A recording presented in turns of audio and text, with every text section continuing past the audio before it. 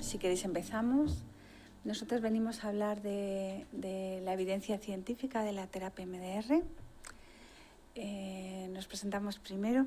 Ella es Nuria Codoni, psicóloga MDR y pertenece al grupo de MDR de trabajo también del COP de Madrid.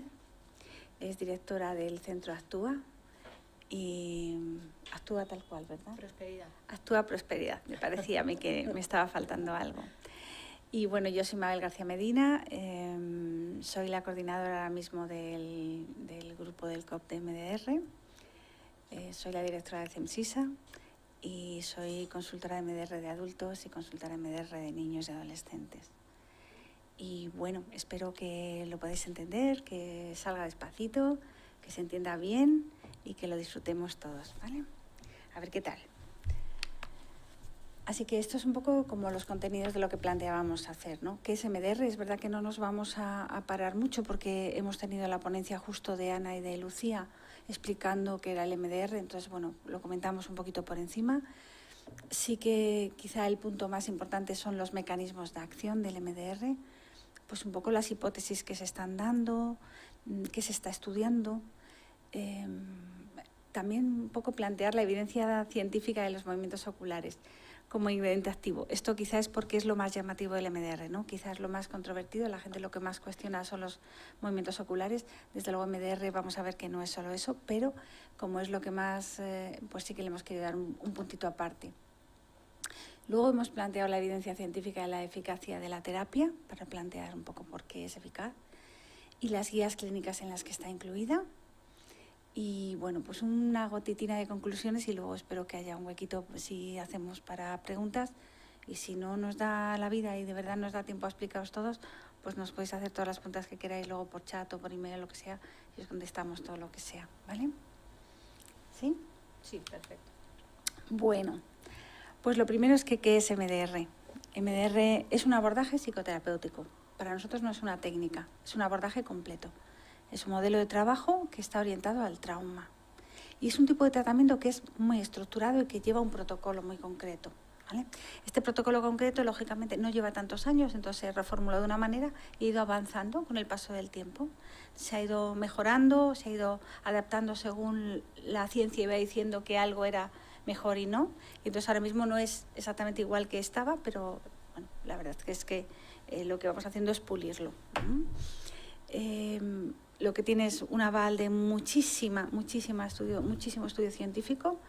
Supongo que quizá por lo diferente que era, una de las cosas que se ha hecho es intentar que hubiera muchísimo aval científico de este modelo de trabajo y lo que hay son muchas guías internacionales que lo incluyen, ¿no?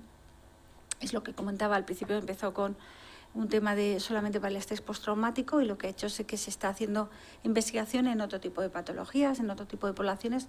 Bueno, se está viendo que tiene también una base, lo vamos a ver, pero es verdad que la primera empezó con el trastorno de estrés postraumático y es la que más base tiene ahora mismo. Y luego la clave del MDR es que cuando nos plantean el MDR no es un modelo de trabajo para el pasado, aunque trabajemos en el pasado. Lo que estamos buscando es mejorar el presente y el futuro de la persona que viene. Lo que pasa es que nosotros trabajamos a través de la historia que tiene, ¿no? De dónde se generó la situación que ha bloqueado el sistema que hace que hoy en el presente no puede avanzar. Entonces no es un trabajo sobre el pasado, sino es un trabajo para el presente y para el futuro, ¿vale? Bueno, lo que sabemos es que existen pues muchísimos estudios, pero muchos estudios controlados, que están aleatorizados, sobre la terapia MDR, que muestran la eficacia clínica, hay muchos.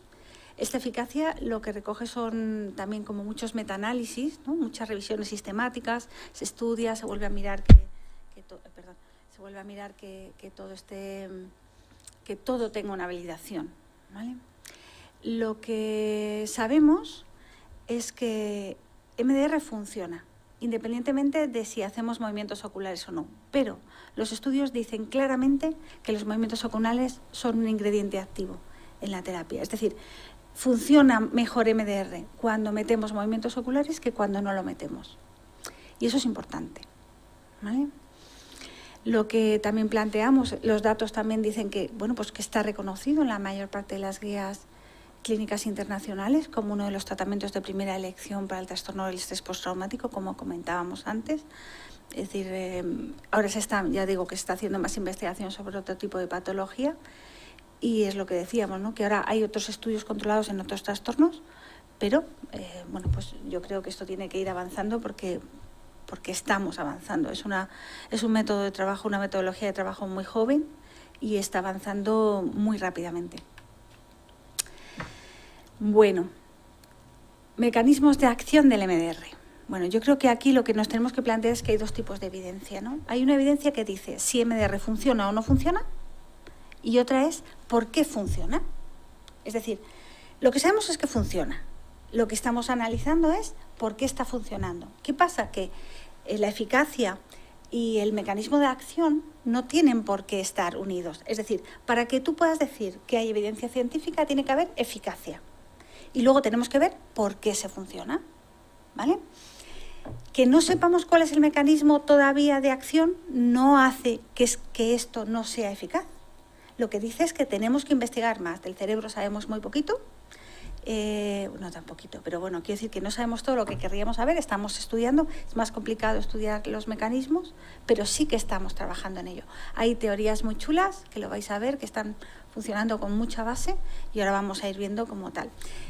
Es verdad que sabemos que no todos, es decir, hay muchísimos modelos de trabajo que se saben eficaces y todavía no tenemos sus mecanismos de acción, no solo es en MDR, ¿no? Pero en MDR es que nos interesa porque, aunque solamente sea, porque es algo como raro, es algo como distinto. Entonces es algo como que queremos que tenga una validez detrás, ¿no? Bueno, pues un poquito esto, los mecanismos de acción del MDR, lo que hicieron un conjunto de compañeros fue hacer una revisión sistemática en las revistas, cogieron 87 ensayos clínicos y lo que hicieron es examinarlos según el tipo de hipótesis en las que se basaban, ¿no? Entonces eligieron como que había 3 tipos de modelos, ¿no? Los que estaban basados en modelos psicológicos, los que estaban las hipótesis basadas en modelos psicofisiológicos y hay otras que se basaban en modelos neurobiológicos. Es como una categoría diferente a la hora de estudiarlo. Bueno, está bien.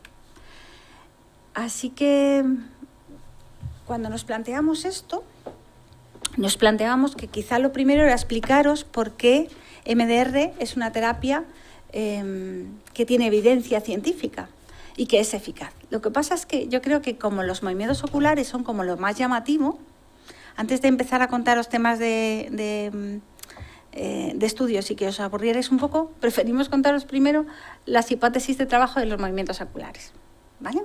Y luego vamos a hablar de la evidencia, pero es verdad que no son solo, recordamos que los movimientos oculares no son solo la MDR. MDR es mucho más que esto, pero un ingrediente que es diferente y que llama la atención, yo creo, son los movimientos. Así que vamos a empezar hablando de por qué se está pensando que que funcionan los movimientos oculares.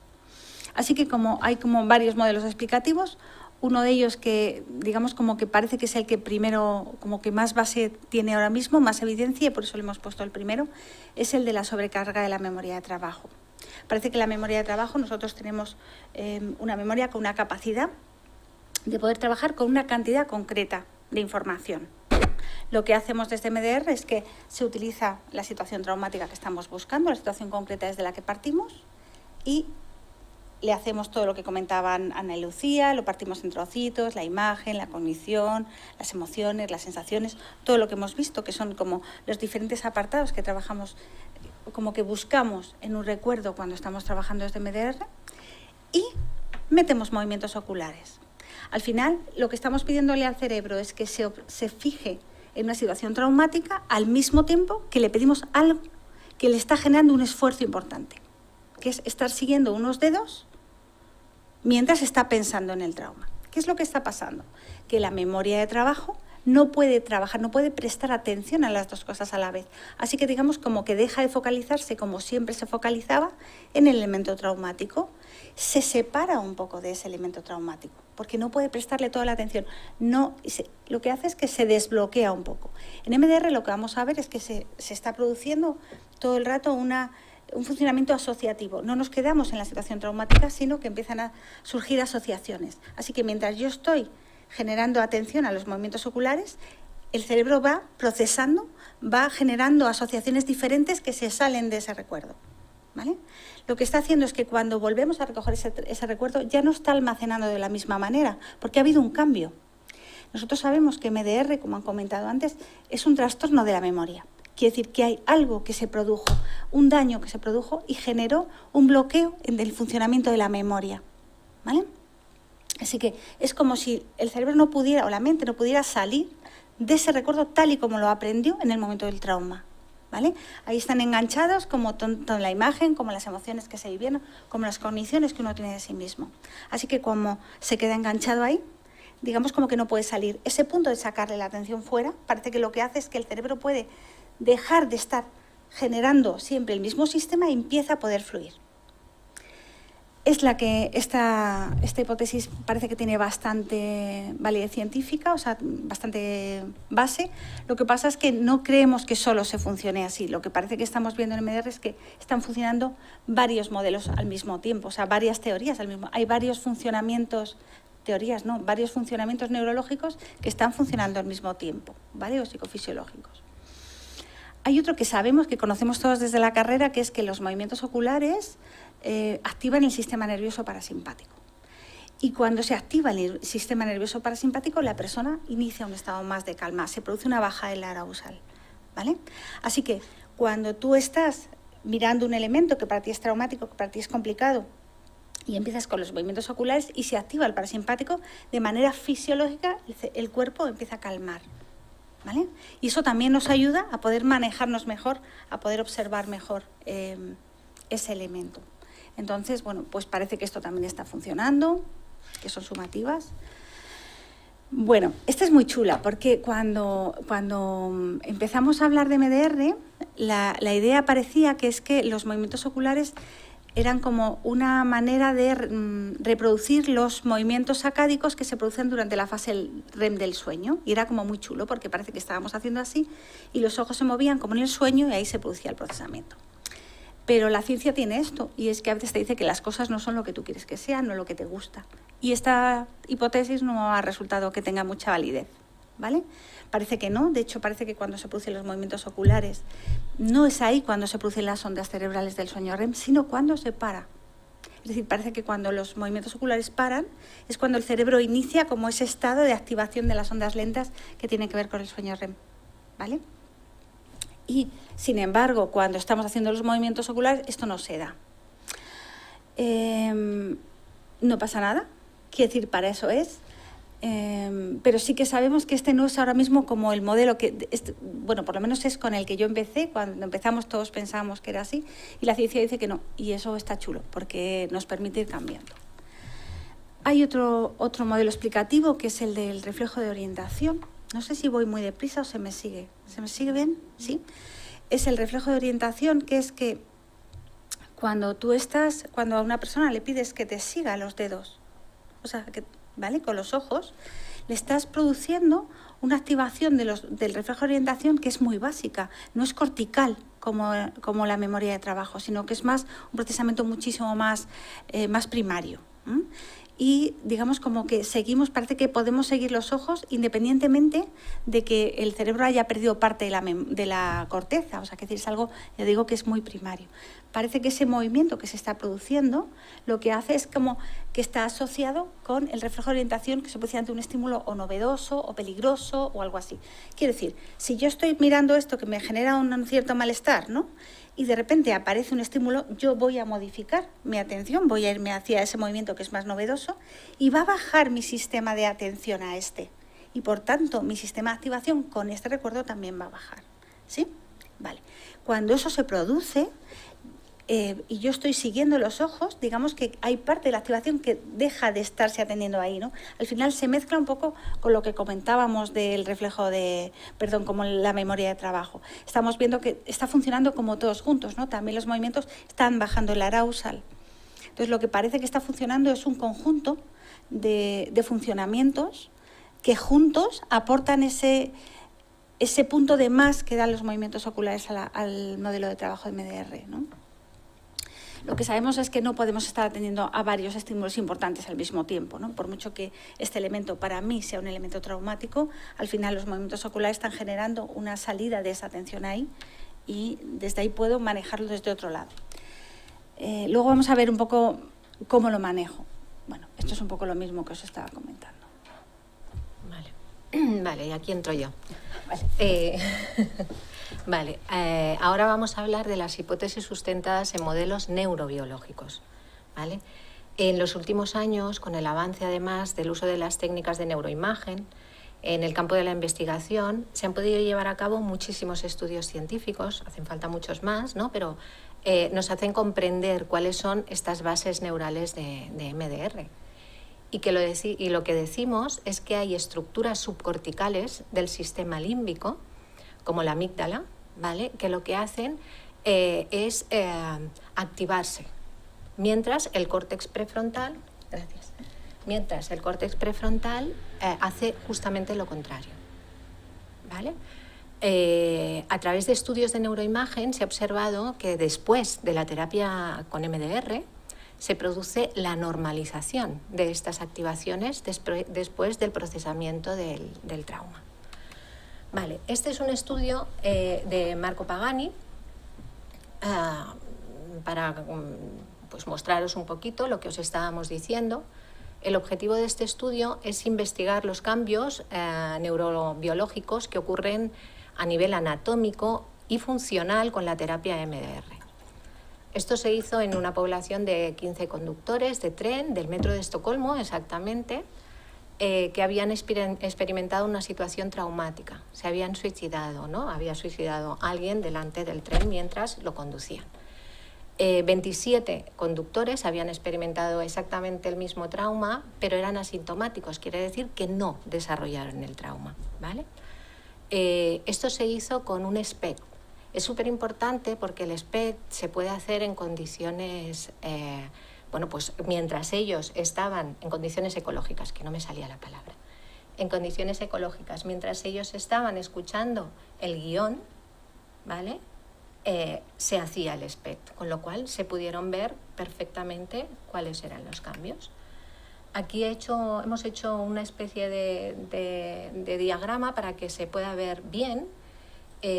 Decíamos que teníamos un grupo experimental y un grupo control. En el grupo experimental de 15 personas, 11 bueno, pues sí que respondieron a MDR, ¿vale? Estos sí que respondieron. Y después del tratamiento tenían una mayor actividad de la corteza prefrontal, ¿vale? Quiere decir lo mismo que os he explicado antes, ¿no?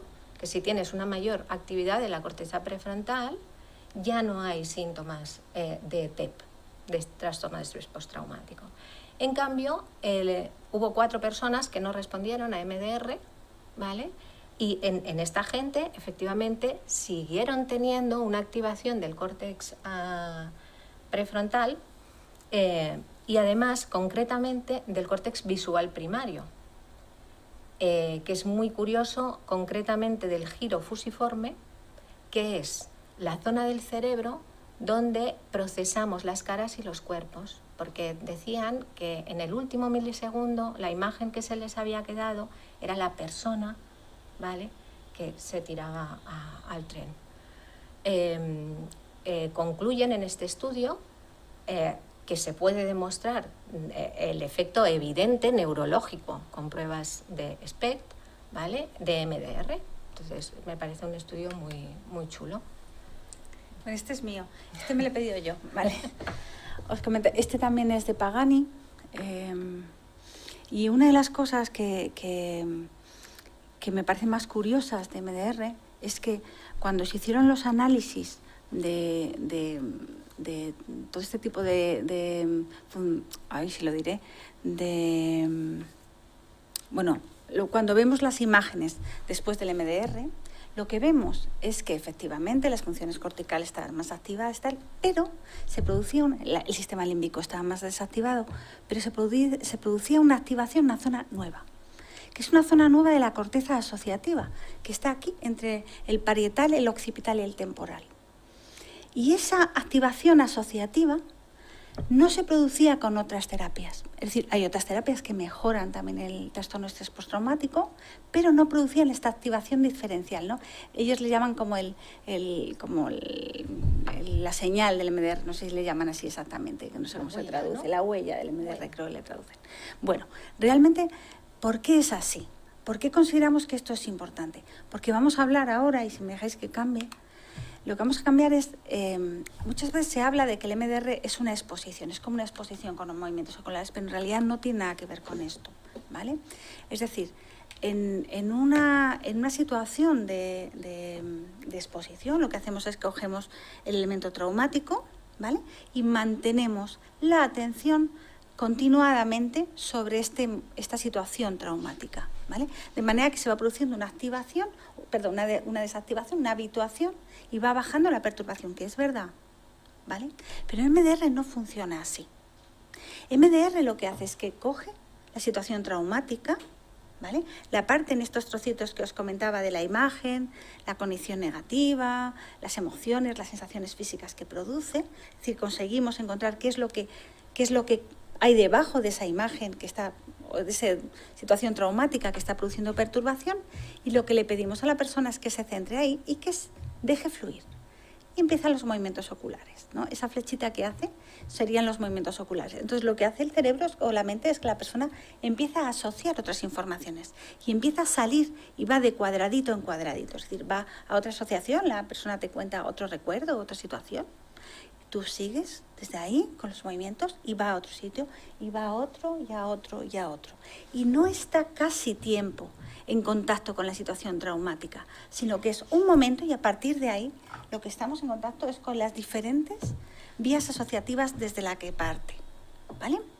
Cuando ya la vía ha acabado, es decir, cuando de repente lo que sale es positivo, es neutro, solemos volver a ese contacto con la situación traumática, y desde lo que le viene volvemos a irnos, ¿vale? A través de movimientos oculares, te paras, le dices que él te viene, te cuenta pues otro recuerdo que le ha venido, muy bien, sigue con eso, y vamos llevando hacia otras vías. Y se producen muchas vías, o sea, no hemos puesto dos porque pero a veces se producen muchísimas vías, y el contacto con la situación traumática es muy pequeña, solamente es un momento y desde ahí nos vamos, ¿vale?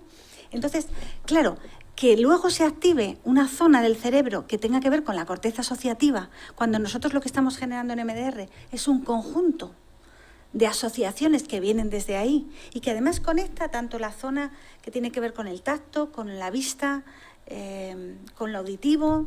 Es decir, que se genera una zona de activación asociativa cuando lo que hemos estado trabajando es como muy coherente. Y lógicamente con otros modelos en los que no se están produciendo las asociaciones, pues esta zona no se activa. No decimos que no estén funcionando las dos, solo decimos que son dos funcionamientos diferentes a nivel neurológico, ¿sí? Yo creo que esto te lo dejaba a ti, ¿o no?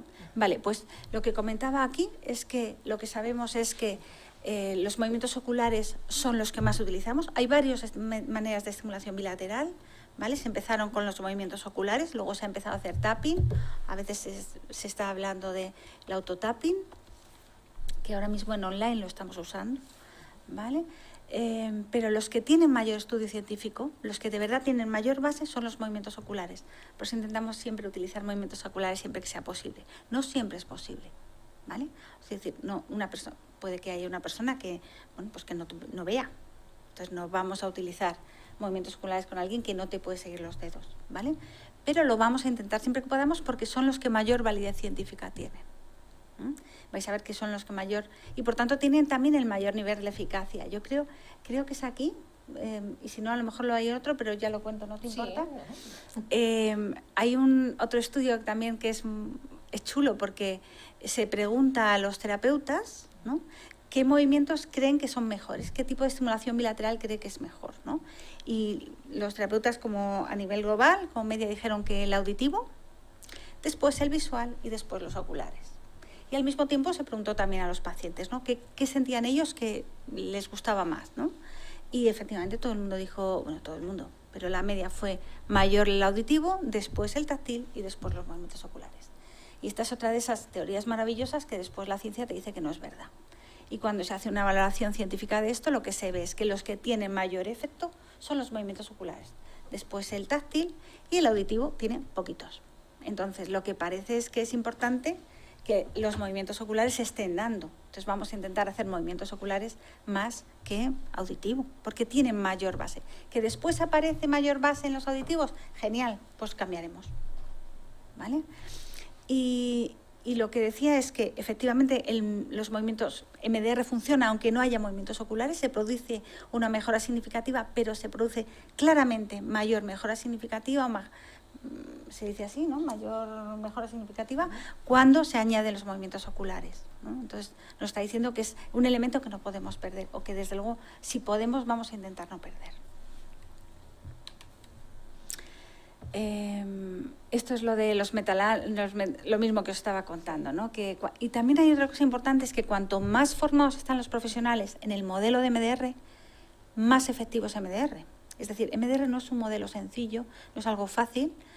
Como decía, no es una exposición con movimientos oculares. Hay que haber entendido bien qué tipo de trauma o qué tipo de situación vamos a trabajar, por qué utilizamos esa, por qué no utilizamos otra, por qué elegimos esta y no otra. Entonces, es decir, todo ese trabajo previo que tiene que hacer MDR es lo que lleva a que la elección de lo que vamos a procesar con MDR sea mejor.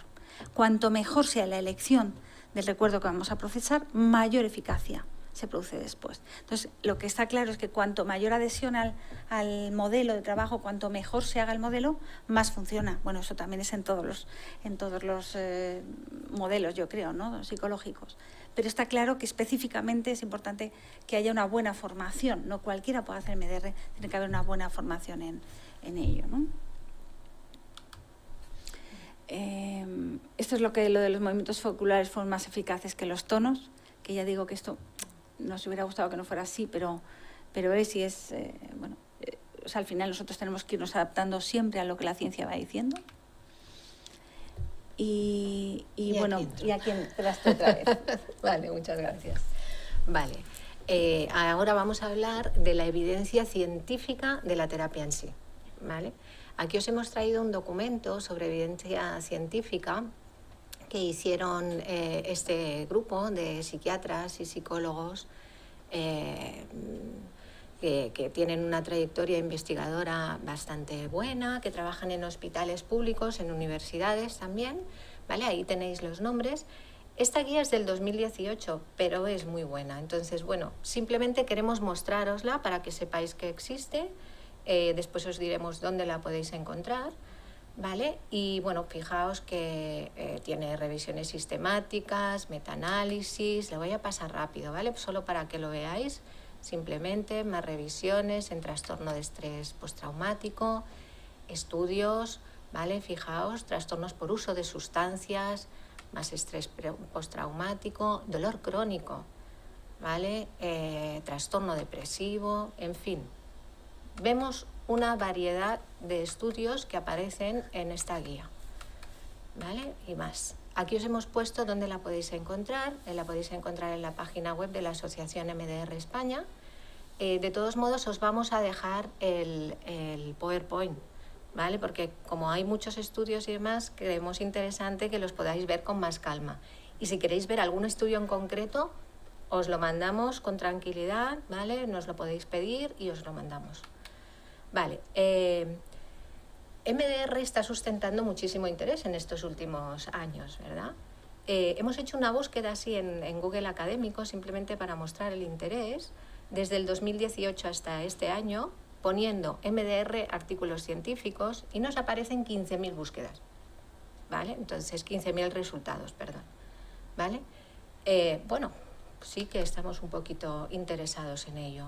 Esta es otra búsqueda que se ha hecho en la guía Scopus, que nos ayudó Silvia a hacerla. va por años y también veis que hay mucha evidencia, bueno, pues muchos resultados, ¿no? Está el primer año, ¿vale?, que tiene 107 resultados, el primer año, que es el 2019, a partir de ahí, ¿no? Artículos, sí, son artículos. Sí, porque es la base de datos Scopus, ¿vale? Son investigaciones científicas. En la segunda, bueno, pues hay unos cuantos más, en la tercera, total. Al final, desde el 2019 hasta el 2022, tenemos más de 400 artículos de investigación solo en esta base de datos, ¿vale? Bien, y vamos a empezar ahora a ver varios estudios. Esta guía que os he mostrado antes era del 2018. Vamos a ver qué estudios hay ahora, más recientes, ¿no? Este concretamente es de septiembre, o sea, creo que está recién salidito del horno, ¿no? Y es muy interesante, ¿vale? Es la primera vez que se hace una revisión general sistemática del trauma como factor de riesgo transdiagnóstico en diversidad de trastornos, ¿vale? Como puede ser la ansiedad, la psicosis, trastorno bipolar, el TEP, trastornos depresivos, el TOC, el TLP, ¿vale? Veis que hay muchos. Bien, se evalúa la asociación entre el trauma psicológico y el trastorno mental diagnosticado. Bien, fijaos, aquí se revisan 106 estudios, por eso me parece muy potente, porque son un total de 93.863 participantes. 16.277 fueron los casos y 76.586 fueron los controles. ¿Qué resultados se obtienen? Bueno, pues muestra una evidencia altamente sugestiva, que es el baremo que ellos utilizan, ¿vale?, de asociación entre el trauma psicológico en cualquier momento de la vida y cualquier trastorno mental, ¿vale? Y además también muestra esta evidencia entre el trauma infantil y en cualquier trastorno mental, ¿vale? Con respecto a otros tipos de trauma que también lo analiza, pues se encuentra una evidencia importante en la relación entre el abuso físico y el sexual, con una variedad de trastornos mentales. Y en el abuso emocional, específicamente, se relaciona solo con trastornos de ansiedad, ¿vale? Bueno, pues ahí tenemos unos hallazgos bastante importantes. Vamos a ir al siguiente. Este también es bastante importante porque es eficacia del tratamiento de la depresión con MDR entre pacientes hospitalizados. Un estudio de seguimiento durante 12 meses. Este es muy importante porque el problema que tenemos en la depresión son las altas tasas, ¿no?, de recaída. Entonces, aquí decimos la alta prevalencia de la depresión supone un gran desafío para los terapeutas por este cuadro precisamente recurrente. Entonces, vamos a daros unos datos. Sin MDR, mientras el 30% de los pacientes tratados no experimentan una remisión completa después del tratamiento, además se estima que más o menos el 75% de los pacientes sufren episodios recurrentes depresivos. El objeto de este estudio era un poco mostrar, ¿no?, si la intervención con MDR conduce a esta mejoría de síntomas de los pacientes con depresión, ¿vale? Y si las tasas de remisión, que esto es muy importante y es lo que más, las tasas de remisión, bueno, pues pueden bajar, ¿no? Son diferentes a las de la literatura anterior. Muy bien, ¿cómo se hace esto? Se reclutan 49 pacientes con depresión severa, ingresados en hospitales, y se trata con MDR. Los resultados muestran que el 55% de los pacientes tuvieron una remisión completa de la depresión después de la terapia. Esto es importante, pero más importante es que 12 meses después de la alta hospitalaria, solo el 26% informan de una recaída, ¿vale? Entonces, estos hallazgos confirman que la terapia MDR conduce a una alta tasa de remisión y se asocia además con el número de recaídas. Muy importante. Bien, vamos a pasar al siguiente estudio. Vamos a ver cómo vamos de tiempo. Vamos bien. Vale, este estudio es también MDR para la depresión. Esto es una revisión sistemática, ¿vale? Aquí lo que se hace es coger 12 artículos evidenciando que la aplicación de MDR, ¿vale?, reduce efectivamente la sintomatología en pacientes con depresión. Bueno, pues la conclusión es que esta terapia nos permite evidenciar de manera su eficacia empírica, ¿vale?, mostrándose como un tratamiento efectivo para la mejora en la salud mental de pacientes depresivos. Vamos a ir a más estudios, ¿vale? Espero que no os resulte demasiado tostón tanto estudio, pero es el lenguaje de la ciencia. Vale, vamos a ir a este que también me resulta muy interesante, que es el impacto epigenético de un programa grupal multimodal intensivo de una semana para adolescentes con múltiples experiencias adversas en la infancia. Bueno, pues experiencias infantiles adversas como el abuso, la negligencia física, emocional, bueno, etcétera, etcétera, etcétera, son un factor de riesgo para muchas enfermedades, ¿vale? Se ha comprobado que estas experiencias además alteran la expresión de los genes a través de algo que se llama metilación del ADN. El objetivo de este estudio era examinar los cambios en la metilación del ADN en todo el genoma después de una psicoterapia.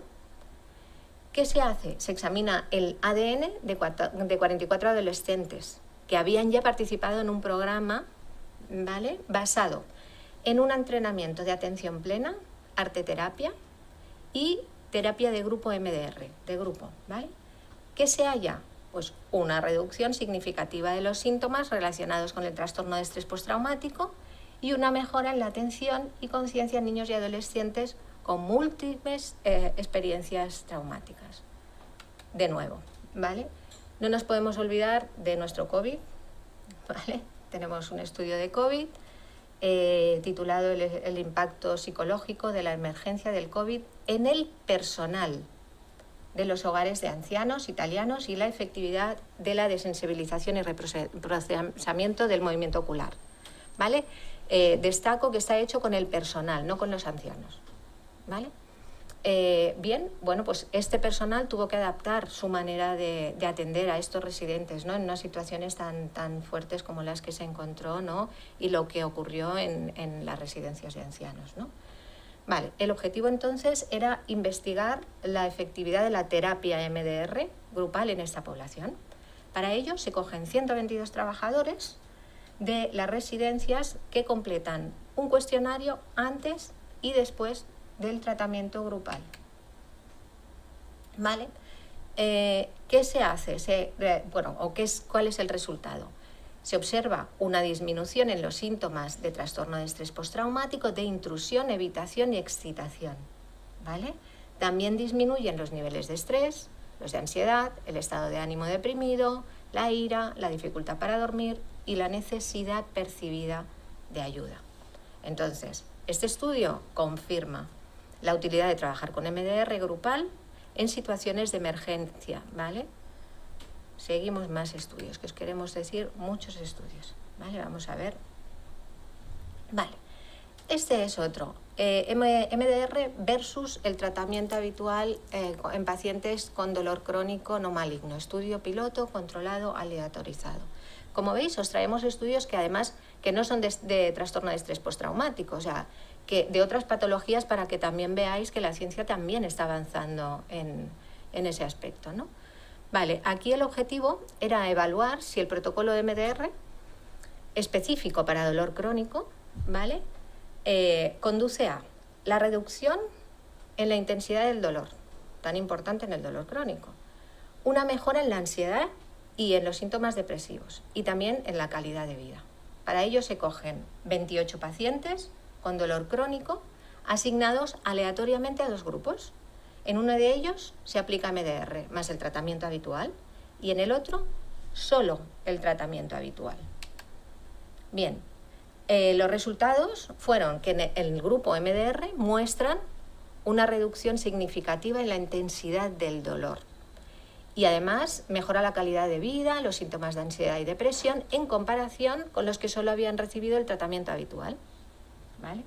En las mejoras del grupo MDR, además, que esto también es importante, se mantienen a los 3 meses. El estudio sugiere que MDR puede ser una intervención psicológica efectiva y segura para ser utilizada dentro del ámbito con pacientes del dolor crónico, ¿vale? Otro estudio más. Os traemos uno en pacientes con trastornos de personalidad. El objetivo es determinar la eficacia de la terapia MDR en personas con trastornos de personalidad. Para ello se cogen 97 pacientes con este trastorno que fueron asignados aleatoriamente a un grupo de terapia MDR o a un grupo control en lista de espera. Se excluyen además las personas que estuvieran en trastorno de estrés postraumático. Se toman medidas en el malestar psicológico y en la disfunción de la personalidad. ¿Los resultados? Bien, pues los resultados son que la terapia MDR produjo mejoras significativas a favor del grupo MDR, tanto en malestar psicológico como en disfunción de la personalidad, ¿vale? Y además, estos resultados se mantienen en los 3 meses de seguimiento. Las conclusiones pues, sugieren que la terapia MDR puede ser beneficiosa para los pacientes con trastornos de personalidad. Otro.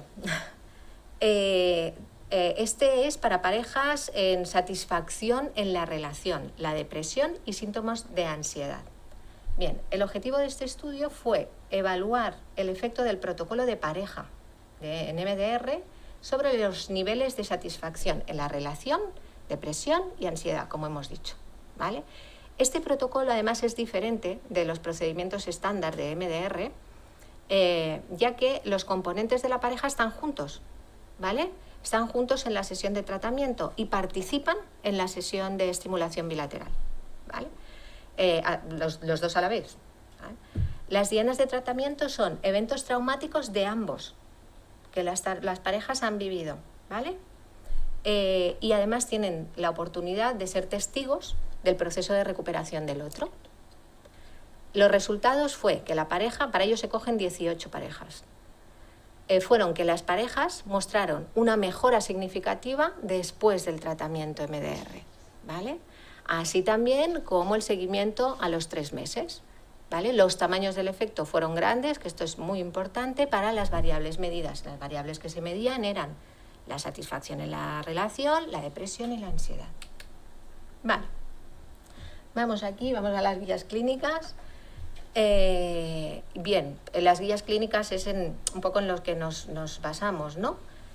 Vamos a ver qué espacio tiene MDR en estas guías clínicas. Vale.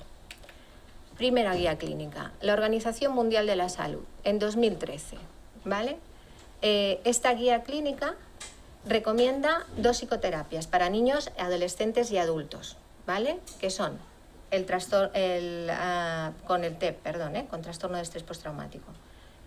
La TCC, focalizada en trauma, y MDR, ¿vale? Y después también recomienda la TCC, al igual que la TCC en el trauma, MDR tiene como objetivo reducir la angustia subjetiva y fortalecer las cogniciones adaptativas, ¿vale? Con el evento traumático. Un aspecto muy importante aquí en esta guía es que nos habla de un aspecto diferencial, ¿vale? Que MDR no implica ni descripciones detalladas del evento, ni confronta de modo directo las creencias, ni tiene la exposición prolongada, como antes nos comentaba Mabel, ¿no? Que no es una exposición, ¿vale? Pasamos muy poquito tiempo en el evento traumático, muy poquito, ¿vale? Y tampoco da tareas para casa, ¿vale? Más guías. La australiana. Esta guía está publicada en el 2018, ¿vale? Y ofrece para trastorno de estrés postraumático en adultos máxima evidencia, nivel de evidencia 1, ¿vale? A las terapias cognitivo-conductual focalizada en el trauma y MDR, ¿vale? Asimismo, también empieza a recoger evidencia para el tratamiento de la depresión en adultos y para el trastorno de estrés postraumático en niños y adolescentes, que en este momento tiene nivel de evidencia 2. Otra guía, la Sociedad Internacional de Estudios de Estrés Postraumático, Estados Unidos, se publica en 2018, ¿vale? Y otorga a la terapia MDR una fuerte recomendación, ¿vale? Como terapia eficaz y empíricamente respaldada para el trastorno de estrés postraumático en niños, adolescentes y adultos. Vale, tenemos las NICE, como queráis, ¿vale? Esta guía está publicada en 2018 y publica en niños y adolescentes, está indicado, MDR está indicado tras 3 meses si no responden a la terapia cognitivo-conductual centrada en el trauma, debido a la evidencia aún insuficiente en esta población. Para niños y adolescentes se necesita seguir estudiando bastante más, ¿vale? Y en adultos, MDR sí que está indicado a partir de 3 meses o antes si el paciente lo prefiere. ¿Cuáles son las recomendaciones que ofrece esta guía en concreto? Vale, nos recomienda que MDR debe basarse en un manual validado, proporcionar de 8 a 12 sesiones o más si el paciente lo requiere, ser impartido por profesionales entrenados bajo supervisión. Antes veíamos lo importante que es estar bien entrenado en MDR para poder obtener buenos resultados, ¿vale? Y también aplicarse de forma gradual, incluyendo psicoeducación en las reacciones de trauma, manejo de recuerdos y situaciones asociadas al trauma, identificación de los recuerdos diana y promoviendo creencias positivas alternativas. Todo esto está incluido en el protocolo de MDR, o sea, esto es así. Vale, seguimos con las guías. La Asociación Estadounidense de Psiquiatría, esta se publica en el 2004, ¿vale? Y esta dice, esta es para tratamiento de pacientes con trastorno de estrés agudo y trastorno de estrés postraumático, considera la terapia MDR como un tratamiento eficaz al mismo tiempo y al mismo nivel que la terapia cognitivo-conductual para mejorar los síntomas del TEP agudo y crónico. Tenemos otra guía que es el Departamento de Defensa y Asuntos Veteranos de Estados Unidos. Esta se publica en el 2017, ¿vale? Y dice que para el manejo de estrés postraumático recomienda el nivel más alto de evidencia a las terapias centradas en el trauma, entre las que incluye MDR. Vale. Aquí tenemos un compendio que es en el Comités Reguladores de los Gobiernos de Irlanda del Norte, Holanda y Suecia, y esta guía se publica en el 2003. ¿Vale? Aquí dice, el Departamento irlandés considera a MDR y terapia cognitivo-conductual como tratamientos de elección para el trastorno de estrés postraumático en adultos, ¿vale? Las guías clínicas de la Dirección Nacional Holandesa, ¿vale?, definen igualmente MDR y la TCC como tratamientos de elección para el trastorno de estrés postraumático. Y también la recomendación regional para los trastornos de ansiedad de Estocolmo, Suecia, también analiza diferentes psicoterapias y recomienda, de nuevo, TCC y MDR como tratamientos de elección para el trastorno de estrés postraumático. Otra nueva guía, Consejo General Nacional Israelí de Salud Mental, esta se publica en el 2002, ¿vale? Y lo que dice es que es un método recomendado para el tratamiento de las víctimas del terrorismo. Vale. Tenemos aquí el Instituto Nacional de Salud e Investigación Médica. Esta es una guía francesa publicada en el año 2004, ¿vale? Y esta analiza las diferentes psicoterapias y concluye, de nuevo, que MDR y TCC son tratamientos de elección para las víctimas del trauma. Nos vamos a los servicios de salud mental y abuso de sustancias de Estados Unidos, la SAMHSA. Esta se publica en el 2011, ¿vale? Y lo que nos dice es que MDR es una práctica basada en la evidencia para tratamientos de síntomas de trastorno de estrés postraumático y añade ansiedad y depresión, ¿vale? Su revisión de la evidencia también indica que MDR, y esto me parece importante también, conduce a una mejora global de la salud, en la salud mental. Bien, aquí tenemos la APA ¿vale? Esta se publica en 2017 y esta lo que dice es, da una recomendación condicional, ¿vale? No analiza para adultos, no analiza la evidencia en niños y adolescentes. No quiere decir que no se pueda usar, quiere decir que está condicional. Vale, ¿a qué se deben estas diferencias? Porque acabamos de ver que todas las guías, ¿vale? Como tratamiento de primera elección, vamos a ver, ¿qué pasa? Bueno, pues estas conclusiones están basadas en la revisión que utiliza la UNCEP, que es como la base de datos en la que se basa la APA. Se basa en esta, que está publicada en los datos antes del 2013, ¿vale? Y no se incluyen los avances, todas las investigaciones disponibles antes o después del 2012, ¿vale? Entonces, además, los criterios de esta base de datos de la UNCEP eran criterios muy altos, que ahora han bajado, quedándose fuera de esta base muchos estudios que eran muy importantes. Ahora ellos mismos, ¿vale?, han bajado estos criterios para que estos estudios que realmente se ha demostrado que son importantes estén dentro, ¿vale? Esa es un poco la diferencia, ¿no?, para esto. Además, esto es importante, la propia guía de la APA añade que la fuerza de la evidencia es actualmente condicional. Esto lo podéis encontrar en la guía, pero que basándose en los estudios publicados entre 2012 y el momento de publicación de la guía, ¿vale?, en el 2017, posiblemente se actualizaría a una evidencia fuerte en el futuro, ¿vale? Bien, entonces, vamos a ver las conclusiones un poquito de estas guías clínicas. Después de lo visto en todas estas guías clínicas, podemos sacar la conclusión de que la mayor parte de las guías internacionales recomiendan MDR como uno de los tratamientos de primera elección para el trastorno de estrés postraumático, pero no solo, ya empezamos a incluir otros trastornos, porque afortunadamente se sigue investigando, ¿vale? Entonces, y también concluyen que conduce a una mejora global en la salud mental, ¿vale? Espero no haberos aburrido mucho con tantos estudios y tantas guías, ¿vale? Muy bien, y yo creo que si quieres... Bueno, al final sí que de todo lo que hemos hablado, no sé si sacar un tema de conclusiones más generales, ¿no? Bueno, pues lo que podemos decir, pues al final la ciencia lo que dice es que el MDR es una psicoterapia basada en evidencia científica, que tiene estudios de calidad de bajo, que la evidencia científica respecto a la eficacia en el tratamiento de MDR ha sido reconocida por la mayor parte de las guías clínicas internacionales, que tiene evidencia empírica no solo en tratamiento de estrés postraumático, ¿vale?, que empieza a tener las otras patologías, sobre todo depresión o psicosis, o bueno, lo hemos comentado, con dolor crónico, ¿vale? Se ha demostrado también científicamente que los movimientos oculares y también otras formas de simulación bilateral, aunque decimos que la más fuerte siguen siendo los movimientos oculares, aportan un efecto específico y que añade al tratamiento con MDR, ¿vale?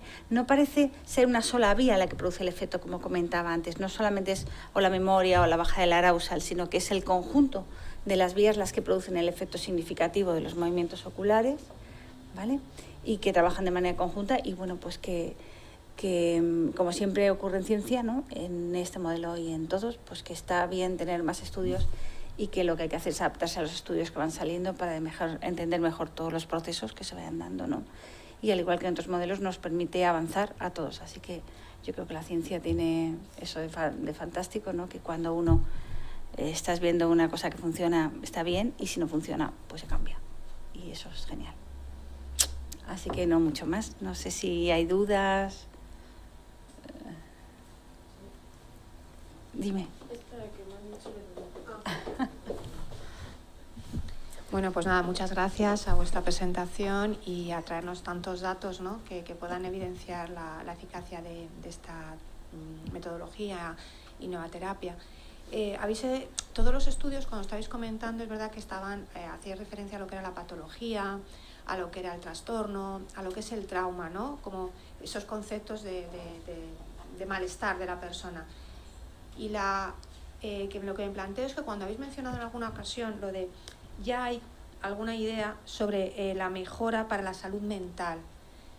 Salud mental es realmente que la persona tenga herramientas, recursos, pues para afrontar una situación, para una toma de decisiones, para si tiene una historia, pues no obsesionarse, no rayarse, no identificarse únicamente con lo que supone esa situación, ese problema. Entonces, de todo lo que habéis comentado, entiendo que lo que habéis traído es lo más recientito y con más evidencia. La pregunta que me gustaría saber es, ¿existe la posibilidad de que esto se plantee como una herramienta no para la patología, sino para la prevención, para la salud mental, para decir, efectivamente, tú tienes una persona que no ha entrado ni en patología, ni en trastorno, ni en ansiedad, ni en un estrés, por así decirlo, ¿no? Pero sí que tiene la típica sensación de que no es capaz de tomar una decisión porque nada más ve como una parte, ¿no? Una forma de ver ese problema que decimos. Y existiría la posibilidad de estas herramientas para decir, oye, que el cerebro también conectase con otras posibilidades para ver a lo mejor esa situación que la está viendo, pues lo típico que decimos siempre, ¿no? El vaso medio vacío, el vaso medio lleno. Oye, abre otros archivos, a ver si así puedes ver. No sé si me estoy explicando. Sí, pues esa sería un sí, poco la inquietud. Sí. No sé si está planteando Bueno, también es que como desde algo que sea para mejorar, claro. no para en concreto lo que es la patología en sí. Sí. Vale, yo creo que el problema es que esto era solo de evidencia y no hemos hablado de MDR realmente, ¿no? MDR se había hablado antes y un poco como que tal, pero efectivamente MDR es un modelo de trabajo de 8 fases, ¿vale? En la primera lo que hacemos es analizar la información, ¿vale? Ver qué sintomatología está presentando alguien, qué le está ocurriendo, ¿vale? Y ahí lo que obtenemos, lo que buscamos es dónde aprendí esto. Para nosotros, que una persona no pueda tomar una decisión también es un síntoma. Y la pregunta sería, ¿dónde aprendió esta persona a bloquearse en la toma de decisiones? Es decir, lo que yo voy a hacer es buscar qué está pasando ahí. Lo que pasa es que no es lo mismo un síntoma disociativo que un síntoma de alguien que no puede tomar una decisión. Bueno, digamos que encima será más fácil a la hora de trabajar, ¿vale? Habrá un daño menor en un tipo de cosas que en otras, pero claro que se puede trabajar desde ahí. También es verdad que MDR, en una de las fases, la segunda fase, normalmente es una fase de trabajo con recursos. Lo que hacemos es que trabajamos qué necesita la persona para poder procesar determinadas cosas. Y a veces lo que necesita son habilidades. Es decir, nosotros no estamos todo el día haciendo así en terapia, ¿vale? Es decir, lo que hacemos en muchas ocasiones es trabajar ese tipo de psicoeducación, lo comentaba antes que lo pedía una de las guías que se hiciera, nosotros trabajamos así, es decir, desde la fase 2 trabajamos la instalación de recursos, a veces hay que modificar cosas, a veces hay que hacer psicoeducación y eso no es pero es parte del modelo de trabajo, ¿vale? Entonces, quiero decir, a lo mejor no vas a tener que procesar nada, o a lo mejor lo que vas a procesar es algo muy chiquitito después, ¿vale? Pero sí que vamos a hacer ese trabajo previo, que se hace desde otros modelos también, incluso con muchos recursos diferentes, pero a lo mejor después buscamos dónde aprendí yo a quedarme bloqueado ante una situación de una toma de decisiones. Porque para mí una toma de decisiones es complicada, cuando en realidad es algo que podría hacer. ¿Vale? Y eso lo que hacemos es que buscamos el elemento que está de base, recordando a esta persona que pues que tiene dificultad o que puede que no lo haga bien o que fue regañado cuando la primera vez que tomó una decisión o lo que sea. Y desde ahí es ese proceso de procesamiento. ¿Sí? Sí, de alguna manera es una situación que a lo mejor no es traumática, no está medida desde lo que es el trauma ese que parece que nos está llegando siempre el MDR asociado al trauma.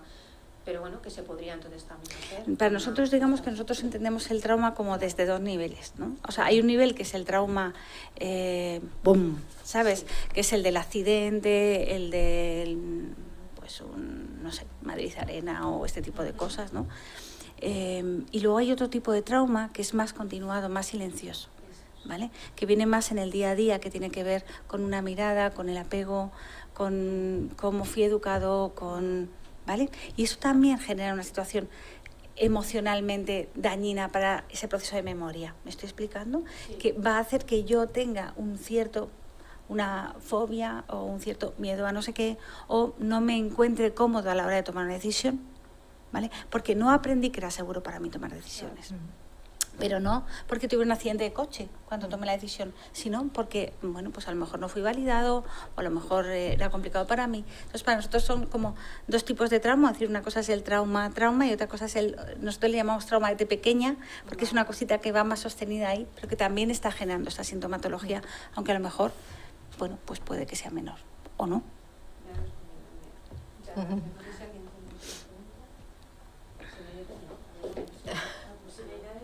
Sí, pues fórmulala, por favor, sí. Oye, otra cosita, hay una técnica por ahí que también llaman no sé qué, o sea, que es la Brain spotting. Esta. Yo he mirado, he leído y entonces hay veces que digo, vamos a ver, ¿dónde está un poco eso? ¿Es MDR? ¿No es? Porque hablan también de la mirada, de la visualización. Es decir, fíjate en el paciente dónde mira, entra ahí porque donde ha mirado, donde se ha quedado, entonces a veces es esa duda. No sé si podéis dar algún matiz de... A ver, yo no soy experta en brain spotting, ¿vale? Quiero decir, lo que sí que nosotros trabajamos es como que hay una base científica detrás. Yo no sé si brain spotting tiene el nivel de evidencia científica que nosotros estamos buscando, pero no son lo mismo, ¿vale? Es decir, hay muchas maneras de trabajar que tienen que ver con estimulación bilateral también, o con otro tipo de cosas que al final no son MDR. Es verdad que hay veces que la gente se forma en VARIS tal, pero yo realmente lo que te diría es que lo que nosotros traemos es la evidencia científica del MDR. Las otras, honradamente, no las conozco de la misma manera. Lo mismo lo tienen, pero yo realmente no las conozco. Vale, pero no estarían... No. ¿No hay ninguna cosa derivada de esto? Ni No. de las otras? No. Vale. Vale. Gracias. ¿Alguna pregunta más? ¿No? Bueno. Bueno, pues os agradecemos muchísimo la presencia, de verdad, ha sido muy agradable. Los acontecimientos, o sea, los agradecimientos los vamos a comentar. Uno es Anabel González, bueno, es una psiquiatra muy conocida, sabéis, de MDR, nos ha dejado utilizar material. También Marco Pagani, que es un investigador, y Marisol, que nos ha ayudado mucho con el tema de las búsquedas de las presentaciones, Marisol Álvarez, con la búsqueda, ¿no?, de las guías y todo esto, nuestros apoyos que tenemos. Y no está incluida, pero Silvia Pedreira, que es nuestro apoyo técnico maravilloso aquí. Y bueno, pues muchas gracias a ellas y de verdad gracias por estar aquí a todas vosotras. Vale. Muchas gracias.